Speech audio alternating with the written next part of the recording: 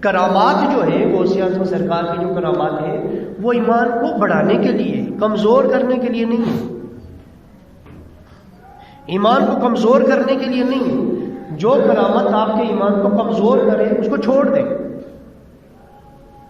وہ کرامت ہو اپنی جگہ ہوگی، اس کو چھوڑ دیں اگر ایمان کمزور ہو رہا ہے۔ ایمان کون سا؟ اللہ پہ یقین، اللہ کی محبت بڑھ رہی ہے، اللہ پہ یقین، اس کے قادر مطلق ہونے پہ یقین بڑھ رہا ہے تو اس کرامت کو حق مانو۔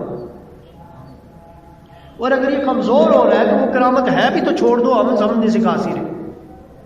میں تو یہ کہوں گا کرامت جب کوئی بات آئے تو اس کرامت میں یہ چیز دیکھا کرو، پرکھا کرو آپ کا ایمان بڑا ہے، دین سے محبت بڑی ہے، اللہ کی اس کے رسول کی محبت بڑی ہے، دین کی طرف آنے کو دل کیا ہے تو کرامت مانو۔ کمزور ہو رہا ہے، نمازیں پڑھنے سے چھوٹ مل رہی ہے، روزے رکھنے سے چھوٹ مل رہی ہے، ایمان کمزور ہو رہا ہے، اس کرامت کو چھوڑو اگرچہ وہ ہے بھی تو۔ اور پھر کچھ لوگ تو کرامات پہ اعتراض کر بیٹھتے ہیں، آج کل کا دور ہے۔ غوث اعظم نے کہا جی غوث اعظم نے کب کسی مردے کو زندہ کیا ہے، یہ اپنے پاس ایک، مجھے ایک بات بتائی، اس بات کا کیا قرآن گواہی نہیں دے رہا؟ ہم نے پہلے قرآن سے پرکھنا ہے، قرآن کے اصولوں کے مطابق ہے تو کرامت مانتے ہوئے کوئی حرج نہیں ہوتا، اور بات وہی ہے پرکھو اپنے ایمان کی بڑھوتری کے ساتھ۔ قرآن میں دیکھیں نبی پاک نے حضرت جابر رضی اللہ تعالیٰ عنہ کے بچوں کو زندہ کیا دعا کر کے، وہ بھی واقعہ ہے، میں آپ کو پھر سنا دوں گا، سنایا بھی ہوا ہے کافی عرصہ پہلے۔ اس پہ بھی اعتراض یہ لوگ کرتے ہیں۔ ابھی ایک مخصوص طبقہ ہے جو اس معجزے پہ اعتراض کرتا ہے، حالانکہ رب کا قرآن اس بات کی گواہی دیتا ہے۔ اگر اس سے نعوذ باللہ توحید میں فرق آتا تو قرآن میں اللہ تعالیٰ یہ بات نہ فرماتا۔ کیا قرآن میں آپ سے پوچھتا ہوں اللہ تعالیٰ موسیٰ علیہ السلام کا کوئی طور کا واقعہ بیان نہیں کرتا؟ کیا اللہ تعالیٰ نے کوئی طور پر قرآن مجید میں یہ نہیں فرمایا؟ اب قرآن کا لفظی ترجمہ اٹھا کے دیکھیں، وہ جو موسیٰ علیہ السلام کے حواری جو ساتھی تھے جو اللہ کا دیدار کرنے کے لیے تڑپ رہے تھے اور دیدار کرنے کو جا رہے تھے اور دیدار کے لیے وہاں گئے، تو اللہ کیا کہتا ہے ان پر؟ جب اللہ تعالیٰ نے کڑک بھیجی، بجلی بھیجی، جب ان کو ایک چمکنے آ گیا، جب اللہ کی ایک تجلی ان پر پڑی، تو قرآن کیا کہتا ہے؟ وہ بے ہوش ہو گئے؟ نہیں، قرآن کہتا ہے وہ مر گئے۔ آپ قرآن کھولیں، ترجمہ نکالیں، اگر عربی جانتے ہیں تو اس کو دیکھیں اللہ نے کیا کہا، تو قرآن کیا کہتا ہے؟ وہ مر گئے۔ اب یہ قرآن میں وہ مر گئے، اب قرآن ہی سے پوچھے نہ وہ زندہ کیسے ہوئے؟ موسیٰ علیہ السلام نے اللہ کی بارگاہ میں دعا کی کہ مولا میں واپس جاؤں گا، ان کو ساتھ لایا تھا، تو موسیٰ علیہ السلام کی دعا پر وہ سب مردے زندہ ہو گئے، اور 40 کے لگ بھگ جتنے تھے سب زندہ ہو گئے۔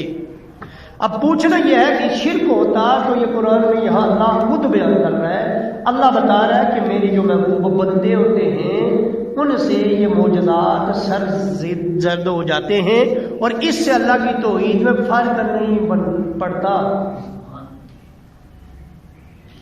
تو حضرت موسیٰ علیہ السلام نے اللہ سے دعا کی تو اللہ تعالیٰ نے ان کو زندہ کیا، کرنے والی ذات اللہ کی ہے۔ اللہ سے دعا کی، موسیٰ علیہ السلام کی دعا کی وجہ سے، اصل تو زندہ کرنے والا رب ہے، پر دعا موسیٰ علیہ السلام کا معجزہ ہے۔ جو موسیٰ علیہ السلام معجزہ دکھائیں، قرآن بیان کریں تو شرک نہیں ہوتا، تو حضور حضرت جابر کے بچوں کو زندہ کریں، تمہیں موت پڑتی ہے، اور وہی قوم ہے سرکار غوث اعظم سے ہو جائے تو گویا اللہ بتاتا ہے کہ میرے نبی ہی نہیں، وہ تو نبی تھے، میرا کوئی ولی بھی اگر اور بندہ جو جس کو نبوت نہیں دی، جس کو رسالت نہیں دی، اگر وہ بھی میرا بن جاتا ہے، میرے عشق میں کھو جاتا ہے، تو پھر میں بھی اس کے کان بن جاتا ہوں، ہاتھ بن جاتا ہوں، آنکھیں بن جاتا ہوں، پاؤں بن جاتا ہوں، ہاتھ بن جاتا ہوں۔ یہ حدیث قدسی نہیں ہے بخاری کی جو میں پچھلے جمعے کو سنا چکا ہوں، حوالہ بھی دے چکا ہوں، 6502 نمبر حدیث ہے، 6502 نمبرنگ کے لحاظ سے۔ تو اس میں اللہ یہ نہیں فرما رہا حضور کی زبان سے کہ بندہ جب میرا قرب حاصل کر لیتا، میرا محبوب بن جاتا ہے، تو پھر میں اس کی آنکھ بن جاتا ہوں جن سے وہ دیکھتا ہے، میں اس کے کان بن جاتا ہوں جن سے وہ سنتا ہے، میں اس کے ہاتھ بن جاتا ہوں جن سے پکڑتا ہے، میں اس کے پاؤں بن جاتا ہوں جن سے وہ چلتا ہے، اور پھر کہتا ہے میں اس کو جو وہ سوال کرتا ہے، وہ جو بھی سوال کرتا ہے میں اسے عطا کرتا ہوں۔ جیسے موسیٰ علیہ السلام نے سوال کیا، رب نے عطا کیا۔ تو اس میں تو اللہ کی توحید ہے پھر کہ اللہ کہتا ہے میں عطا کرتا ہوں۔ ثبوت یہ ہے کہ اگر وہ کسی مردے کو زندہ کرنے کا بھی سوال کرے، اللہ وہ بھی عطا کرتا ہے، اور یہی کام حضور نے کیا، اور یہی کام سرکار غوث اعظم سے بھی ہوا۔ ایک عیسائی نے اعتراض کیا تھا کہ ہمارے نبی تو وہ ہیں جو مردوں کو زندہ کرتے تھے، عیسیٰ علیہ السلام۔ تو اس نے آگے سے کہا کہ تمہارے وہ نبی ہیں، ہم بھی انہیں نبی مانتے ہیں، لیکن ہماری سرکار آقا دو عالم، ہماری نبی جن کے ہم امتی ہیں، انہی کی بات تو بہت بڑا البرا ہے، ان کے خادموں کی، ان کی پاؤں کی خاک برابر میں نہیں ہے۔ سرکار غوث اعظم یہ کام تو وہ بھی کر سکتے ہیں۔ اور پھر سرکار غوث اعظم کو لے کر بھی جاؤ، سرکار غوث اعظم نے اس سے پوچھا بھی، عیسیٰ علیہ السلام جانتے تھے کیسے مردوں کو زندہ کرتے تھے؟ کہا وہ یوں کرتے تھے اور کہتے تھے کم باذن اللہ۔ تو غوث اعظم نے بھی وہی الفاظ دہرائے، وہ مردہ اٹھ کے کھڑا ہو گیا، وہ عیسائی مسلمان ہو گیا۔ اگر آپ کا ایمان یہ سن کر اللہ کے اس بات میں، حضور کی یہ جو حدیث ہے نا کہ جب وہ مجھ سے مانگتے ہیں میں انہیں عطا کرتا ہوں، اگر اس بات پر آپ کا یقین بڑھتا ہے کہ اللہ اپنے ولیوں کو عطا کرتا ہے تو اس کرامت پر یقین کریں، اور اگر نہیں بڑھتا ایمان آپ کا تو اس کو چھوڑ دیں، نہ مانے کرامت کو، کیونکہ یہ دین کا کوئی فرض حصہ نہیں ہے کہ آپ نے نہ مانا تو آپ گستاخ ہو جائیں گے۔